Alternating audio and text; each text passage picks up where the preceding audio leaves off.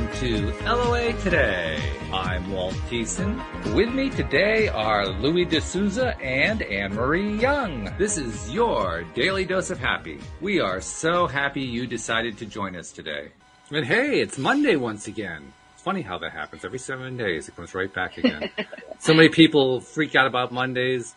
I suppose that we could join the crowd if we really wanted to. I don't think any of us really want to be perfectly honest. Freaking out over Mondays doesn't seem to make a whole lot of sense. And I mention that because I won't go into a lot of details.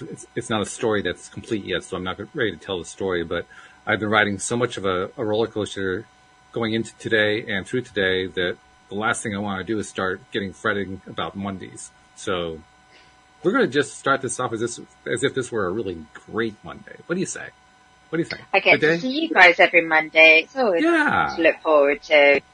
Absolutely. Good things happening. So what they usually call it Manic Mondays, but I think we need to change that around. We're going to call it Marvelous Mondays. Yeah. There we go. Same word, same time. I love it. Okay. So, hey, how you guys doing? Anne-Marie, I can tell you're already doing really, really well. Yeah, I am good. I've been very busy and loving every second. Yeah. Lots of good stuff. A good, busy life. Those are always fun. Mm-hmm. Yeah. And Louis is his usual, just level self. He never changes. He's just always level happy. How boring.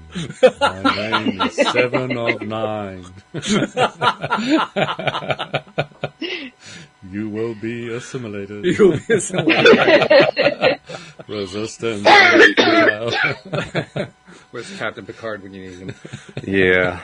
I reckon whoever wrote that knew something about Abraham Hicks. I think so.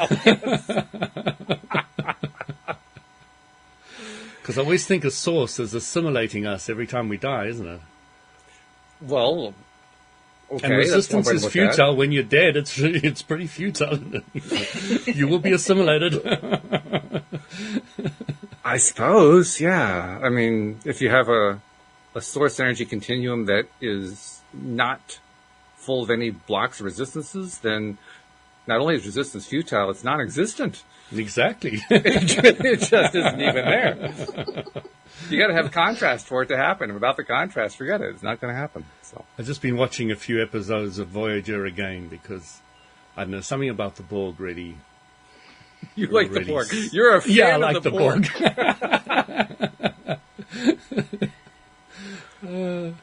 Well, there's also the other side of the Borg, too, because it's basically the idea that we will all think the same way. We will all think the same thing. We will all be on the same track at the same time, performing and pulling in the same direction for the same goal. And that's the Borg. Well, take for instance, Abraham Hicks's explanation of what Source's ultimate goal is. Well, you're going to leave us hanging there, or are you actually going to tell us? I knew you knew, but I thought you were going to come up with it. Well, I'm just waiting for the other half of the sentence, So Abraham Hicks states that Source's ultimate goal is simply expansion. Okay. So if you think of the Borg, they are a collective, the collective of all the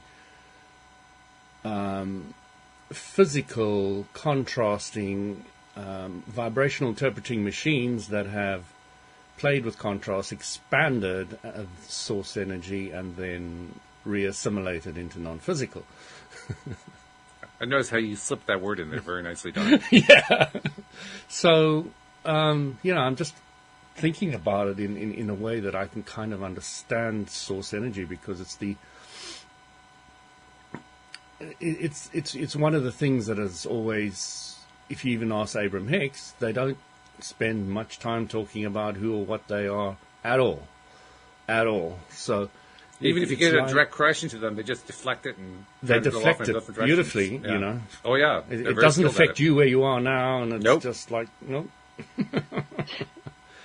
So it's interesting that the non-physical part of us has designed this time-space reality very, very carefully to remove memory of all your past lives, memory of what non-physical's like, so that you can focus on your individuality of who you are here and now, so that you can play with the contrast that you've been given this lifetime and have agreed to, we presume.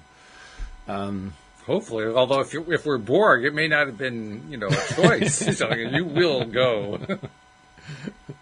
It's when you break out of the collective and individuality with a new body and as a baby, then you come out of the collective and then you play with contrast, and then you get reassimilated into the Borg.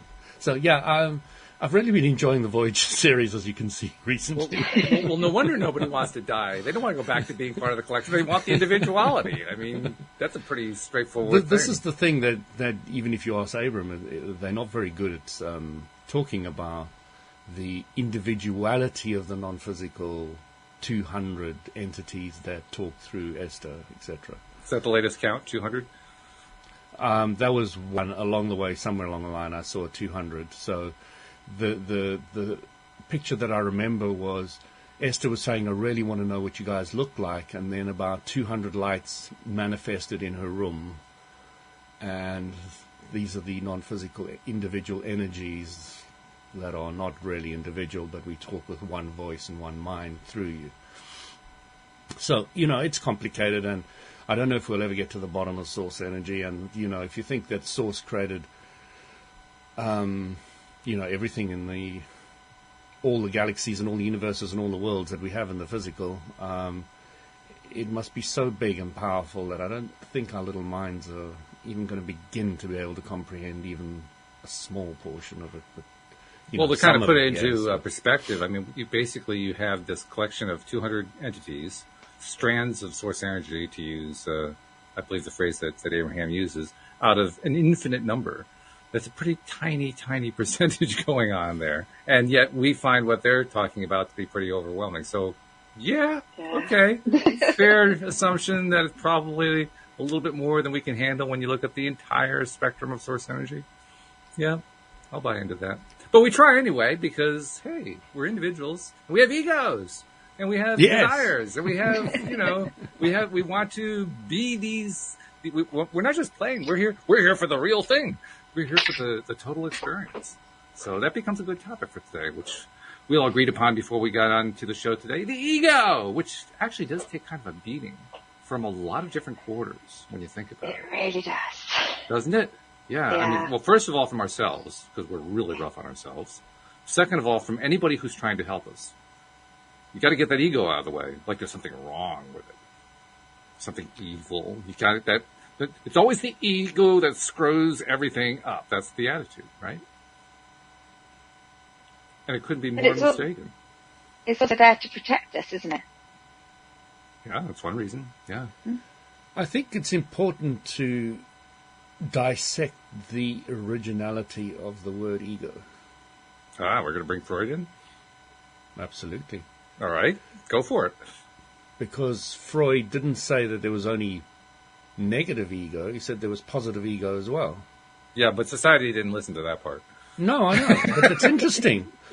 It's interesting. Like, I try to explain to people in the sauna, do you know why our newspapers and news feeds on TV, etc., are all negative 99% of the time? What do you think the answer is, Anne-Marie? Fear. Fear of what? Who's fearful People of what? feed off the fear. Why are they buying fear? It's a leading question, but it's a good one. Yeah. I would say they like the stress hormone, the adrenaline. Yeah, that's getting there. So we like the drama, as Abram would put it. Yeah. So the reason why newspapers and all news is negative most of the time is simply because it's supply and demand. So people so it's not necessarily the newspapers that are bad. They're just saying, what's going to sell more, so I'm going to make more money. Oh, negativity sells more than positivity, so I'm going to put out a negative newspaper. Or to put it another way, they're the mirrors of our society. Absolutely. They're mirroring the masses. Yep. And the masses pay for their paycheck every day so they can live. And they're going to find anything that's more sensational because we like the drama. So, Well, some of us anyway. Some of us have got kind of bored with it, but I don't know. I mean, how many of us are really excited to have stability and peace? I didn't say I Not want too stability many. and peace. Well, peace is good, but that's not the sole end. That's not my sole goal. But there are a whole range of good feeling emotions. I'm aiming for the whole range. I don't really try to zero in on one of them. I mean, sure, joy is usually at the top of the scale, and I like joy as much as the next man. But I also like optimism. I happen to be, a friend of enthusiasm. I like all of the ones that you can put at the positive end of the range. Why should I limit myself? So all those positive emotions, would you say they're positive ego desires? Yeah, I would say so. Sure. So whatever we think, we create a vortex of what we want, and we create a vortex of what we don't want, yeah? Yeah. So I'm not sure would you that say they're like two ends of the same vortex, aren't they? they are? It's basically one human thinking. Yeah. That's the commonality. The difference is one is focusing wanted, and one's focusing unwanted. Or lack, yeah. Yeah, all that. It's always interesting to me that wanted is one, and all the negative terms there's millions. Yeah, exactly. Yeah, that blew me I away mean- for the longest time. Like, where did the rest of the Hell. English language go? Yeah, right. I mean, But- yeah. But like the bard didn't have the time to create the rest of the words. I don't know what that was all about. Yeah, I like portraying that in the sense that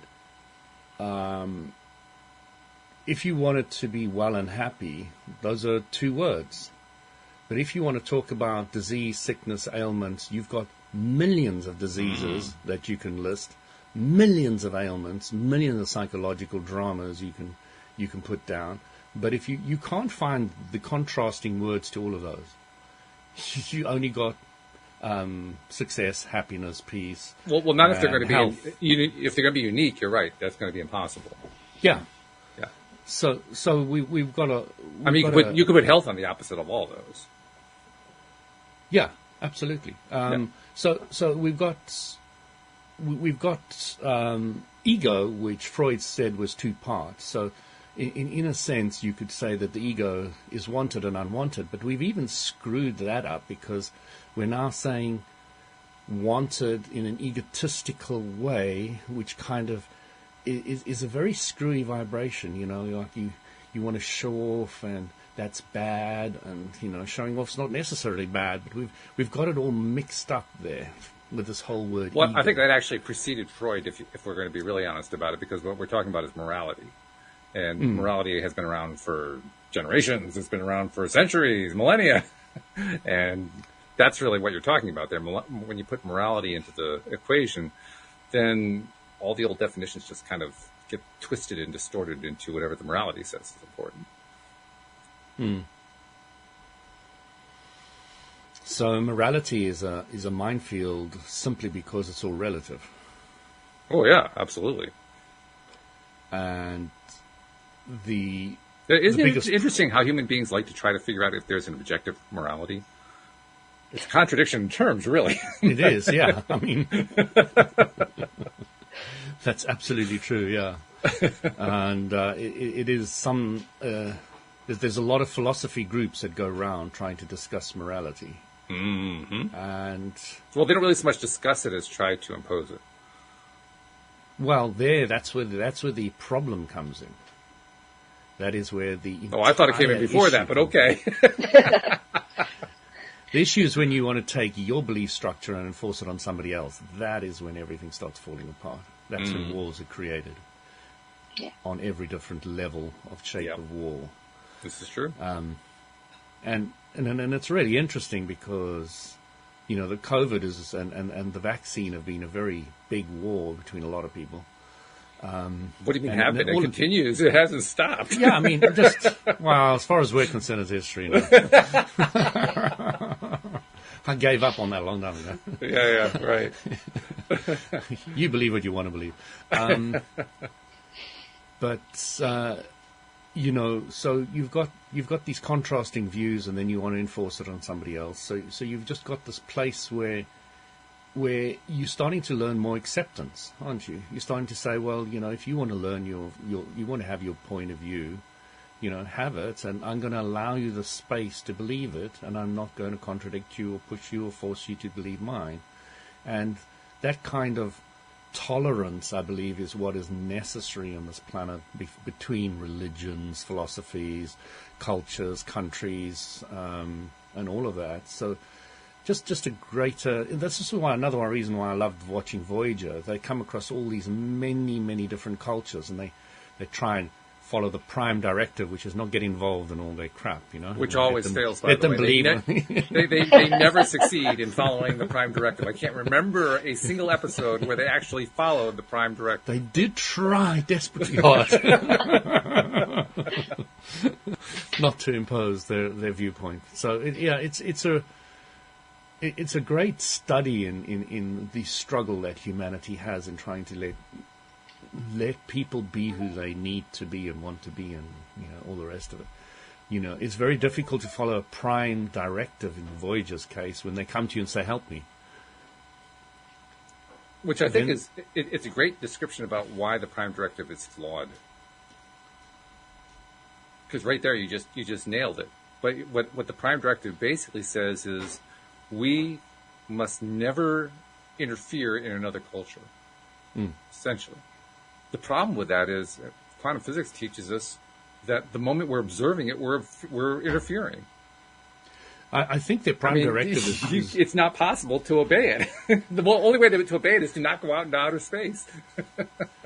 I don't know. I mean, you might get some Voyager or Star Trek buffs coming on, but I think the prime directive... Well, that's all right. They're welcome. You know me. I think the prime directive is based around not... interfering in lesser advanced cultures. Well, I think it also applies not in their wars, even if they are on the same level or higher than you. It also applies to advanced cultures that are further advanced. I mean, they want to keep their... Officially, they want to keep their hands off of all cultures that are... Let them develop on their own, whatever way they're developing. But once again, they fall apart on that. They don't actually follow their own directive. Well, I mean, as soon as you want to trade, you start getting involved with them, don't you? Mm-hmm. I mean, it's... And then, of course, somebody steals something from you because they've got... Right. You've done some trading and they've gone and conned you, and so you have to get involved. Don't really have a choice. You're now involved. So it's really tricky for man to learn to walk that balance of allowing other people to have their belief structures and keeping your own very clear through it all, which a lot of people seem to struggle with. A lot of people seem to get easily swayed by other people's belief structures along the way. Are they? I'll tell you something that happened in the sauna. It's not quite on point, but it's close-ish. So this lady, we're having this great chat, and I found she's an Abrahamster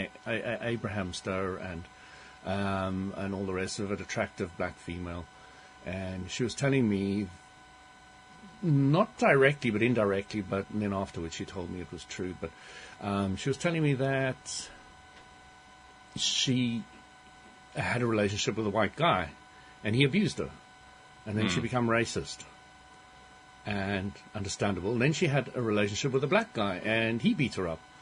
And then she had a relationship with another guy, and he beat her up too. And then she started listening to Abraham Hicks, realizing that she had to change herself and not those outside. The pattern becomes obvious after a while. Yes, it does.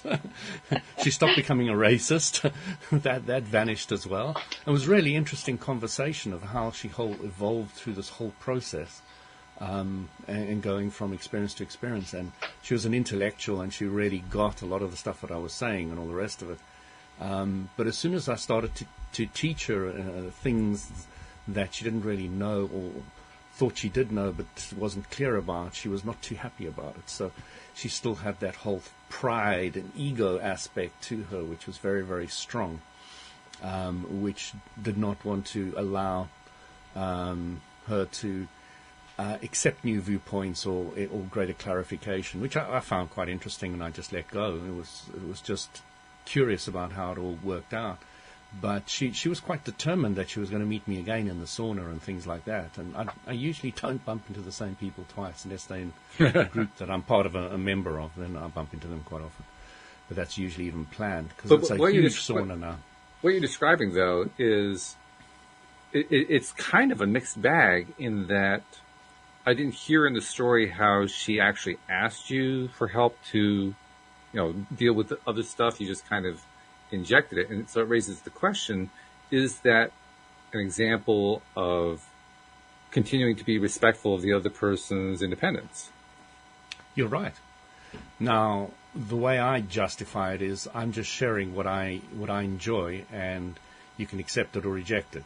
And I give people freedom to reject it. So, therefore, you could look at it as injecting it on other people. But because I'm just enjoying myself and having fun, and I'm feeling good about it all the time, I don't feel it's injection from my point of view, but they may feel like it's injection from their point of view and take umbrage, which, of course, is their prerogative, is their right. They're allowed to do that. And it's also the challenge of points of view, because everybody has a different point of view, and no matter where you sit with your point of view, you're going to see something different from the way everybody else sees, and it doesn't matter what it is. It's not that she was rejecting it, is that she agreed completely with it, but because she hadn't perceived it with the clarity that I had, she was a little bit, and being an intellectual, she was a bit,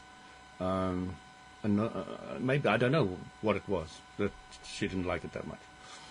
I can't really describe exactly how she was feeling because I'm not her. But, hi, Luke. So, yeah, it's just one of those things. I mean, I had some great conversations in the sauna recently. It's just stunning. But, you and your sauna, I mean, you have some of the most interesting experiences that come out of that sauna. I'm kind of curious. You've told us a whole lot about the sauna, about the club, about the expansion that they did and so forth, the literal physical expansion. Just a very interesting place, but it's almost like you've made it your second office. I mean, you just do so much of I actually don't go there that often, but... well, you tell a lot of stories about it, I'll say that. But every time I go, Walt, I'm putting out the thought form, let me speak to people that are compatible or interested in what I want to say. And I get them ad nauseum, from beginning to end. I'm happy. I can still do my sauna. I can still do my swimming. I can still do my plunge pool, because one lady I was telling you about in the plunge pool, I had an out-of-body experience in a plunge pool. And she was fascinated by this, and she wanted to understand all about the out-of-body experience. So she jumped into the plunge pool with me, and we chatted about out-of-body experiences. But... then we talked about non-physical, and then we landed up with the law of attraction. And she was really, really interested. I mean, people, as I say, really, they shake my hand, they ask for my name, they remember when I'm in the sauna, and I don't remember them, and it's terrible. I've got this face and name block that I really remember somebody else's face and name. But if you were talking about a philosophy or concept or gave me a story, I'd never forget it. Never. And because I know stories on each one of yous, I'll never forget you guys either. But for me, I really struggle to take any great importance in the physical look of a person, and even their name is not that important to me. And it's just me, but I will see into you and I'll know stuff inside, and that'll be incredibly important to me, but the rest I just kind of like shave off. It just vanishes. That's why it's difficult for me to see race, creed, age, anything. I get along with young people, middle people, old people. It really doesn't make any difference to me. It doesn't matter what race, sex, or the orientation. It really doesn't bother me in the slightest. Because I look inside and I see where they really are and where they're going to. And I enjoy that, and I play with it, and I have fun with it. I love, in the sauna, for example, I'm lying there, my eyes closed, and I'm chatting to people. I don't even look at them. But I can feel that intellectual contact and movement, and it's like an energy that goes between us. And the energy between people in near proximity is palpable. Yeah. And there's absolutely no need to sit up and look at them. Maybe you're just there to plant the seed, to plant that little seed for them to take it away and let that grow. Again, my enjoyment is just sharing it, and if they do spark up and spark, then it's great, and if they don't, it's great. But I'm there to enjoy myself and have fun, and that's it. So let's bring the topic in that we're talking about, ego. Where does ego fit into what you've just been laying out here about this beautiful experience that you have when you go to visit the sauna at your local club? Yeah, I mean, from my point of view, it's really, if you're doing things that you really, really enjoy, Walt and Marie, if you're doing something that you really, really enjoy, then you're not really doing it with ego. The ego's kind of got out the way to a huge degree, if not largely, and all you're doing there is being yourself. You're having fun. You're allowing people to accept or reject whatever you say or do, or whatever area you play with, and there is very little ego involved. If somebody rejects me, argues with me, or whatever, I enjoy it. I prefer it. That much I know from years of experience. It's not something that bothers me at all. So if you can go in with that sense of wanting to know or experience who the other person really is, outside all the psychological drama, outside all the physiological drama, eyeshadow, high heels, big boobs, small boobs, whatever, big things, small things. If you can get past all that, you can really have a lot of relaxed, simplistic beauty about just being who you are and sharing who you are. So let me raise a question ego to tie into this, because what you said a couple things that were kind of interesting there, very interesting actually. The way you described it, it sounds like your definition of ego does not include the idea that the ego has fun, that the ego enjoys life in any way. Again, I'm using the society's usual definition or experience or use of the word ego, which is you're being an egotistical bastard, kind of. Oh, okay. Because I'm hoping that we can actually come up with a more accurate description, because I think that's a really extreme description of the ego, and it's the reason why the ego gets such a bad name, because we put it into this corner like, oh, all the bad stuff's over there. You guys stay over there. We'll be over here. It's that kind of an attitude. Whereas I actually think we should be celebrating the ego. I think the ego is actually a very good thing. But again, it's going to come down to how you define what the ego is. So that's what I was asking. Exactly. And Abraham Hicks says there is... How do you think about it, though? You particularly. How do you think about the ego? Do you think about it in terms of being able to experience joy as well as experience sorrow and anger and desire to control, and you will be absorbed into the continuum and all this other stuff? Yeah. Personally, I've removed the word ego from my entire database use. Okay. I have no use, time, energy for the word. Freud can keep it. People can play with it. Well, he did copyright it after all. So. He did? That's interesting. Well, the copyright ran out a few years ago, but yeah, it was all copyrighted. Oh, right, okay.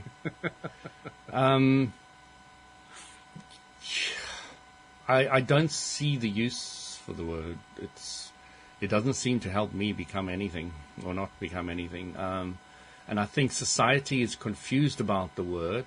It's not a clear word that they really know how to use. For good reason. Nobody has a clear definition of it. Exactly. Yeah. So therefore, erase the word, find another word that's got a better clarity to it and is more useful, and continue with your life. That's my 2 cents worth. All right, so I'm going to go to Anne-Marie on this one. I mean, you actually had to cut out for a little bit there, but I think you heard most of what we were talking about. Yeah. Where are you on this concept of this topic of the ego? Because I'm trying to make the argument that I think there's a good side of the ego, and that we should stop treating it as this horrible shadow thing to throw away. But where do you sit on that? I mean, I think really the ego is something that is there to protect you. It's something that's there to keep you safe, but I think it can stop you from growing if you listen to your ego, and so that can hold you back. So I think there's pros and cons to it. Yeah, I think it's got a positive side, but I also think it can delay you in your growth if you choose to let it. Anne-Marie, Mm-hmm. you said, listen to your ego. What part That's of you to myself. is listen to your ego, listen to yourself? What are you trying to say?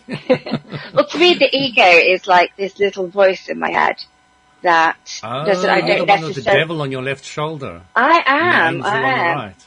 It's not there so much anymore, but that's it. And Louis is one of those ones who says that the one on your left shoulder is a devil. I like that. Yes, okay. Now it's very clear where he's coming from. I only listened to that one, Walt. Better the devil you know than the devil you don't know. Oh boy, there's an old cliche. Yeah. But yeah, it's just that voice I tend to listen to it or don't listen to it, and it's also when my ego to me is when I want to show off a little, or why do I have to be that center of attention? Is that my ego, or is that me being authentic, or what am I covering? You know. There's another distinction that you just made a distinction there that a lot of people make, particularly these days. In the last 10, 15 years, that's become a big distinction. The distinction between expressing ego and being authentic, with the implication that if you're expressing ego, you're not being authentic. Mm. And Walt, that just doesn't make sense to me. It really doesn't. You're trying to do what your sister-in-law tried to do, is take a word and redefine it and tell society they've got to take it on board. No, I mean, I'm just throwing that last piece in because I know you're not trying to.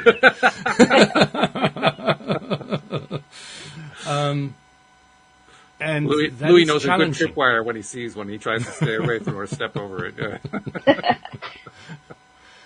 And that is never really going to happen. The word ego has an active vibration in our society, and you ain't going to eradicate it anytime soon. And to try, I believe, is a folly. Create a new word which defines clearer what you mean, and you'll have a much greater chance of moving forward than trying to redefine or get the world to start looking at a word which has been in our culture forever in a different way. Well, perhaps. I mean, I'm not terribly interested in whether or not the world changes its mind or not. It's up to the world, to the people in the world. Which is why I brought that part in. I bring up the idea of the ego being unfairly treated the way it is as a pointer that every time that we do that, the only people that we're actually setting up is ourselves. Every single time that we insist on delineating between, well, there's my spiritual side and there's my ego side. There's my authentic side and there's my ego side. We're basically saying, okay, there's a part of me that I'm either going to disown or I'm going to ignore or I'm going to pretend that it isn't there or something along that line. We're not going to embrace it. There's never embracing going on in that conversation. There's never. Walt, I love my ego. It's just so cool, man. I just rave, man. I'm the man. Well, that's good. I like that. That's good. Yeah, I thought you'd like that because that's what you're getting at, and I get what you're getting at. Okay, I'm cool with that, man. I'm really cool with that. I mean, I might not quite have gone that far over the top, but that's all right. You know, it's good. You know, contrast is a teacher, man. I'm still trying to find the lesson book, but yeah. You're laughing. It worked. It worked. Right? Yes, I have my daily dose of happy. Yeah, yeah. But the ego is something that I'm trying to learn to celebrate it more and more. I don't care if anybody else does, but I think it's a good idea for me to do it anyway, just because I want to accept all of me. So how are you doing that, Walt? How are you celebrating your ego? You went through Taya boot camp. You're a Taya graduate. I'm going through it now. To draw from the Taya world, it's the idea of acceptance of transgressors and acceptance of things we would normally consider negative. And more than acceptance, appreciation. That's really where the Taya world goes, where they're trying to take it to, let's appreciate this wonderful thing that in the past I said, oh my God, I can't stand that thing. Which is a big challenge, but it's also very, very potent. And we've all three of us talked about that numerous occasions here. It is an extremely potent, powerful thing to find a way to love and appreciate those things that we would normally reject. And when we develop that, we become, talk about masters, we become mastery masters. We're like, nth degree masters at that point. Because now nothing can stop us. I was thinking of something that really annoyed me hugely recently, because it's very rare. Because it stuck out. I can hardly wait. This is going to be a story. Was it in sauna? It was in the sauna. Somebody removed all their clothes in the sauna. No, that didn't annoy me at all.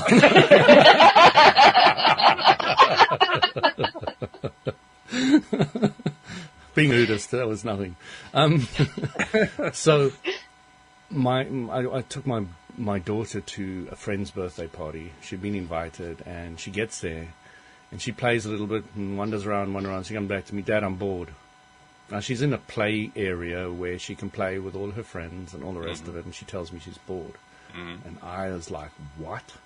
I said, what do you want me to do about it? She said, Ma, I'm just bored. I said, just try play a little bit more. So she goes out and she comes back, I'm bored. So I said, do you want to go home? She says, yes. I said, what do you want me to do? Do you want me to go to your friend's mom and say to her, you're bored? Oh, no, Dad, please don't do that. Please don't do that. Tell her something else. Like, you want me to lie to her? So I'm sitting there with this annoyance on my face. And I was trying to think, why did it annoy me so much? Did it annoy me because I felt I had to lie? Did it annoy me because it was a social interaction and a possibly future dynamic with my daughter and her peers and her friends?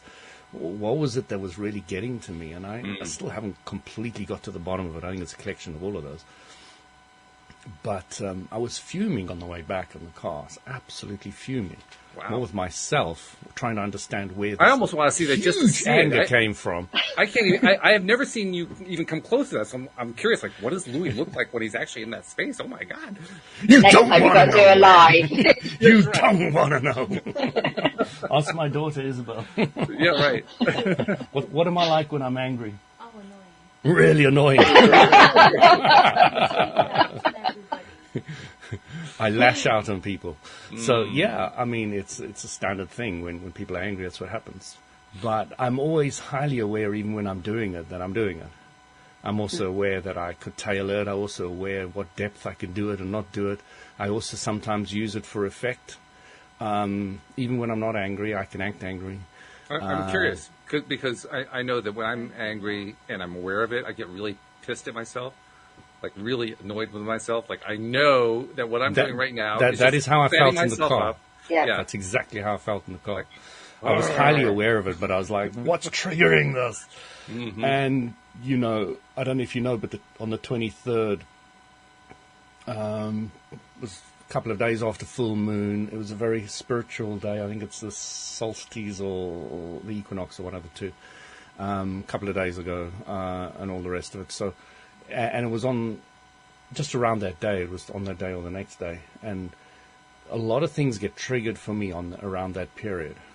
I mean, my inner sound gets incredibly loud.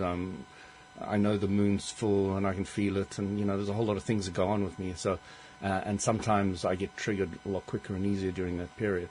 So, you must also think that there's external factors that are affecting you as well. And you've got to factor all these things in to try and get a vague idea of who you are and where you're coming from, where you're going. But that's me. I mean, I live in a different world to everybody else, but that's just me. So, it was really interesting for me to sit there and puzzle this one out, because I was really frustrated with my daughter and myself, mostly myself. But I was like... I'm sure your daughter actually had nothing to do with it. She was just... Probably not. Absolutely. Yeah. It was just like a trigger that landed up and all the rest. Most of the time, that is what happens when you get angry. It's an accumulation of other things. It's not that incident that triggered it. Right. Do you think kids trigger us because it's something from our childhood and we don't remember? No, I don't Freud that kind of stuff. Just...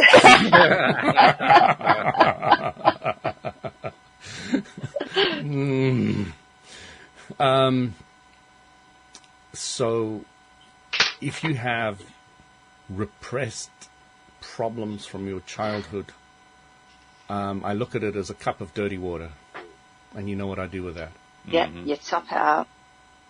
I top it up and top it up and top it up and top it up. I don't go there. I don't go and dig out those empty pieces, take my tweezers and find that black little spot in the water. I can't grab it. I can't. Oh, that's too small. I can't get it. No, I just leave it alone. Fill it up with clean water. Off I go. I was just thinking about the stories that you told us about your own path that you've taken through life, the various things that you've discovered along the way, the things you've experimented with, the theory that you developed about how we are what we eat, we are what we drink, we are what we breathe, all that kind of stuff. And it occurs to me that there are a couple ways that you could look at that. I think I know from what you just said which way you looked at it. It's possible to look at that as a person who is basically going through and imposing all these things on themselves and trying it out and experimenting and throwing it away and so forth. Or, which is not the way I expect that you do it. The way you do it is more, and you tell me if I'm wrong about this, is more along the lines of you're adding to. You're adding this and you're adding that, and then it's like a pile of stuff that keeps growing and growing and growing and growing. Because when you focused on what you want, you feel good. Mm-hmm. It's really that simple, and doing that often creates a belief or an active vibration vortex on that subject, and that with low resistance, you get the manifestation. It's really quite simple. It's the Abraham Hicks philosophy. It's something I took to heart completely after I understood it. And it was the point I was making in the sauna to this girl, which she wasn't too comfortable with, is that a lot of people enjoy Abraham Hicks because they watch it and they feel good when they're watching it. But they don't take on board the philosophy and the concepts that they have, put them in their life and live it. It's, let me just feel good. I'm going to put the headphones on and listen to them again. And there's a huge portion of the Abraham Hicksters, which even in my own family and friends and all around me, when I question them about what is the teaching of the Abraham Hicks philosophy, they can't answer it. They cannot answer it clearly. They might have bits and pieces of the puzzle, but it's not clear at all. And I just see this so often that, when you get a philosophy, you really want to own it. And I know, Walt, you've really understood it. And it's over the years, you've got bits and pieces and you put it all together and you've really got it. And I love that because, you integrate it in your life and you're now living it. And it's, to me, I get very few people I've met like that. There's just very, very few.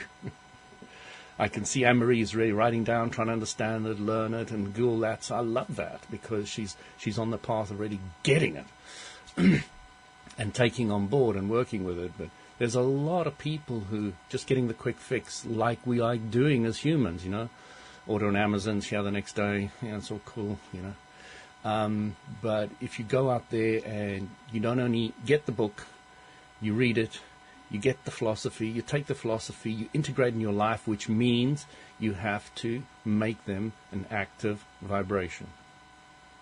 That philosophy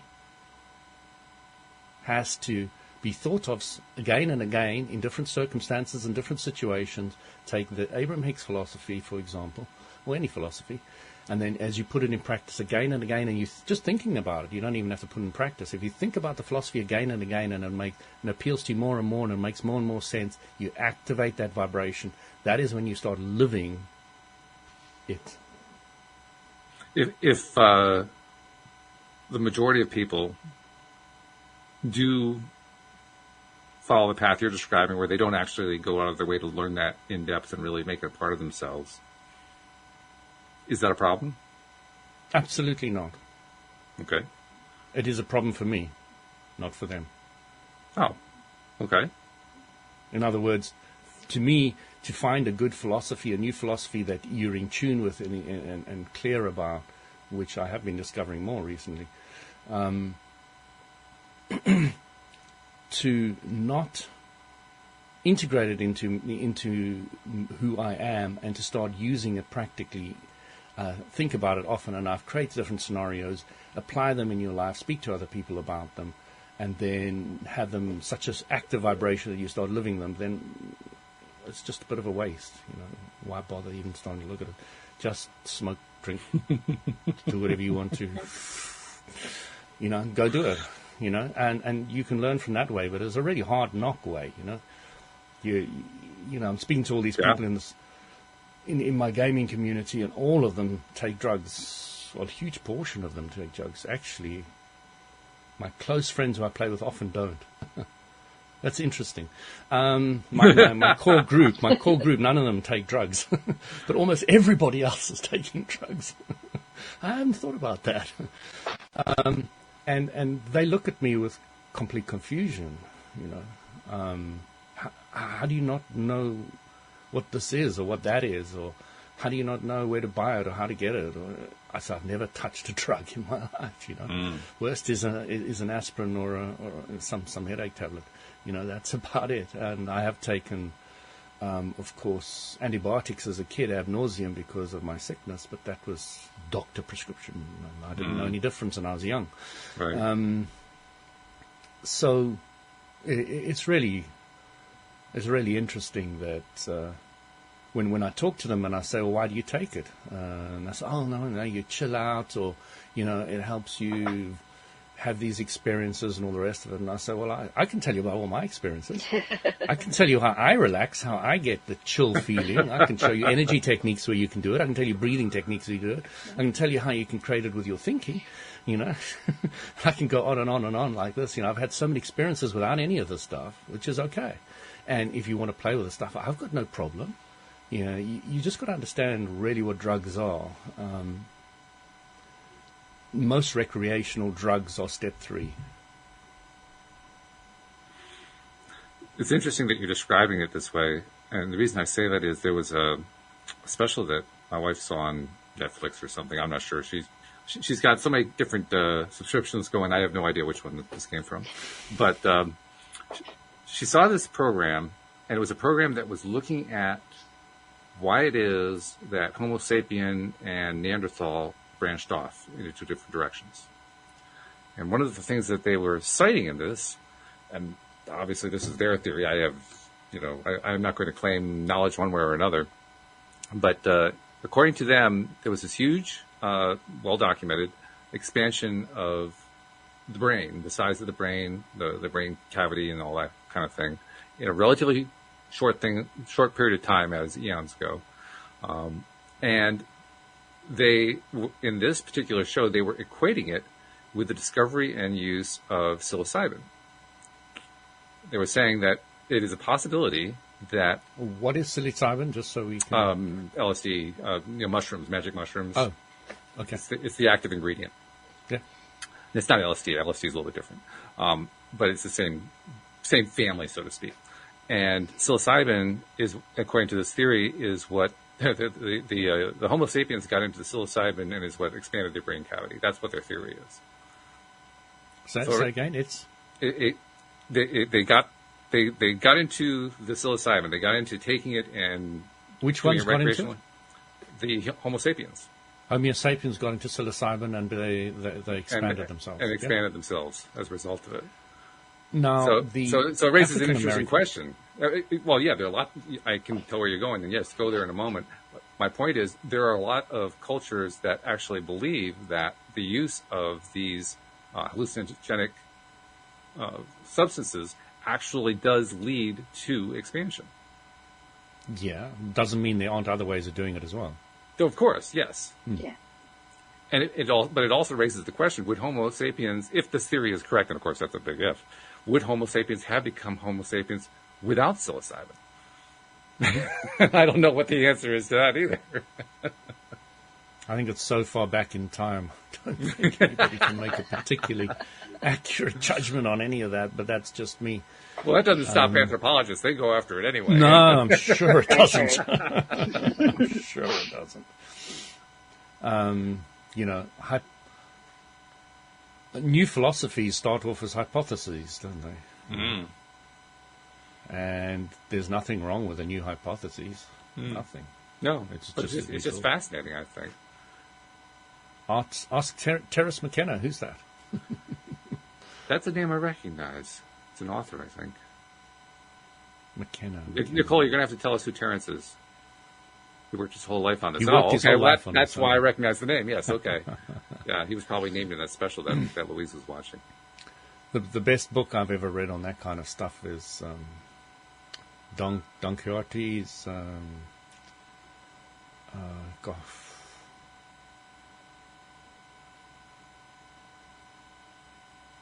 No, it'll come to me. Sorry? Blank out. Yeah. I mean, it's a book I read quite a while. The Power Within.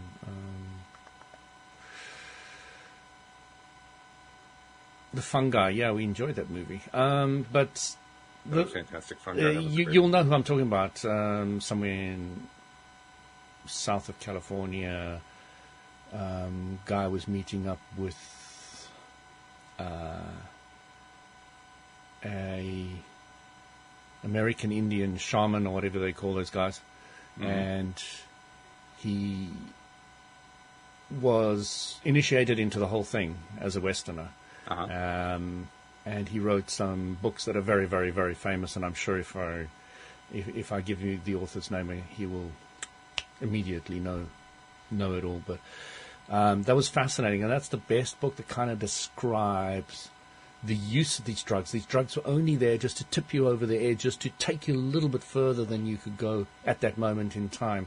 They weren't there for any other reason, not long-term use or anything else. They were literally there just to shift your perspective or your ability, as I now understand it, to tune your vibrational interpreting machine onto another station. And that's it. And what a great job that book does in twisting your mind into absolute pieces. After that, your mind is completely confused. and it does a brilliant job of that. If you ever want a book that takes your mind and warps it completely, it's a great book. That's just books. He wrote quite a few of them. Nicole gave us a link on when that gentleman passed away, Terence McKenna. Apparently there's an article in the New York Times from that date that describes him as the patron of psychedelic drugs. So there you go. As much as I appreciate that, Nicole, it's not something I'll be going into. I can't imagine you taking that into the sauna. No, not really the first item on the reading list. Yeah. But, with somebody who's really, really advanced, clued up, like some of these American Indian shamans, and they wanted to take me under my wing and said that this is a short period of time where we use this to expand this and this for this reason and explain it all very clearly, I'd be happy with it. I would probably use it because in those circumstances, for spiritual reasons, for like a one-off, I don't really have any problem with that kind of idea of using a tool like this chi machine, which I'm using, which I'm really enjoying, which I talked about the other week. Yeah. It really shakes up a lot of your old patterns in your whole body, and I strongly recommend it. I can't remember who it is. Oh, I know who it is. One of the people in the Thai boot camp, when she heard the episode where you talked about the chi machine, she had one from years ago.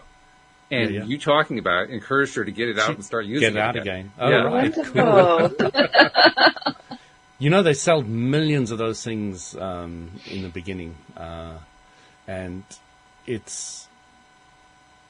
I'm sure there are a lot of people like her that they're just sitting in the garage, not doing anything.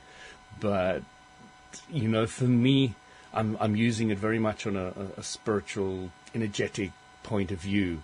And, there's so many benefits that I'm experiencing from this on so many levels, but I'm so keenly aware of my body that I can see all these different cascades that are going on, I can see that if I continue using it, I'd never use a chiropractor or osteopath again in my life, although I don't think I've been able to do without one for about 10 years now. What, the chi machine or the osteopath?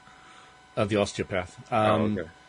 But I can see that somebody who does have any back problems in any shape or form, urinary problems, lymphatic problems, digestive problems, everything, it's just a huge amount of things that this thing can help on. Losing weight, it's really a key machine for so many things, and it gets parts of your body moving in a way that don't normally move. So, yeah. So you just cued something in my mind. I got to bring it up because it's kind of cool. Well, first of all, yesterday was actually the 9th anniversary of LOA Today. It was 9 years ago. Oh, wow. The Nice. Congratulations. Yeah. Yep. Louise and I made the first episode. Well, actually, we lost the first 20 minutes, and then we made the first episode. But that's another story unto itself. And we did it on our 13th wedding anniversary. So yesterday was our 22nd wedding anniversary. And we celebrated with a couple of friends, one named Anne-Marie, who used to be a co-host here on the show, and her husband, Mike. And we went out to dinner with them. One of the things that, of course, when you go out to dinner with friends and, you're dressing up a little bit and having fun and so forth, is I pull out some slacks that I hadn't worn in quite some time, put them on, and found that they were really too big. Apparently, I've been losing weight and not knowing it.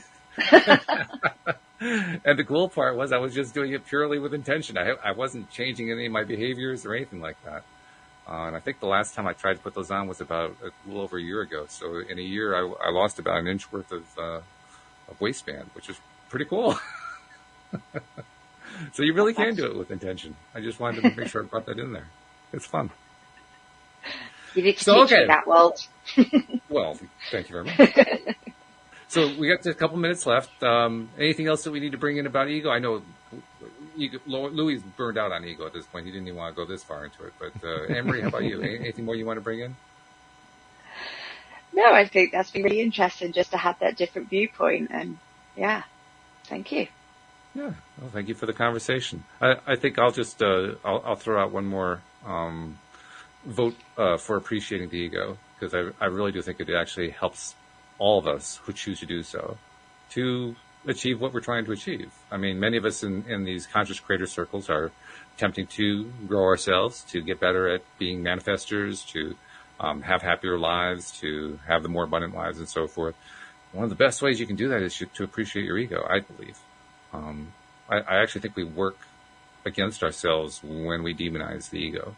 So my take on it is... Appreciate your self-worth and confidence. Yeah. Appreciate everything about yourself. Yeah. Even those areas that you previously described as shadow areas. They're part of yourself. Well, do you remember in Illusions? Because I know Anne-Marie's just finished it. You like it? Yes. Oh, it's wonderful. Isn't that a great book? It's a wonderful story. Shivers when I finish it. Just shivers all down my spine. Don't you love the end of the book? It says, if you want to know, what is it? If you want to know if anything in this book everything in this book can be wrong. Yeah. Anything in this book can be wrong. Didn't you love that at the end? Yeah. Yeah. The first time I read that, I was pissed at it. Yeah. The first time I read that, and I got to that, I was like, well, what are you trying to mess with my head? What's going on here? And for everybody who doesn't have any idea what we're talking about, we urge you to read the book Illusions by Richard Bach. It is wonderful. It's an easy read. It is very educational. It's fun. It's a great story. And at the end of it, one of the protagonists dies, and the other one is just blown away by it. And that's when he reads in the back of this magical book that he's got everything in this book may be wrong. And it's like, what? What do you mean? I'm counting on you through this. So, Walt, just quickly, in Illusions, there's that point where Donald Shimoda gets angry at Richard Bach. Mm-hmm. And Richard Bach's saying, I really don't want to make him angry again. Like, right. Oh, God. I don't fancy myself being squeezed out of existence. That's kind of how I feel when I get angry. It's... I wouldn't want to mess with myself either. Boy, am I glad I just do a podcast from thousands of miles away. It's much, much safer. Talk about the ego keeping you safe, Anne-Marie. Exactly. That's what I'm about. That's a good ego thing. All right. I think we did a good job with the ego thing. So thank you guys for exploring the ego, even though Louis didn't really want to go there, but I appreciate it anyway. Thank you very much to podcast listeners everywhere. We'll see you all next time here on LOA Today. Goodbye, everybody. Thank you, everyone. Bye.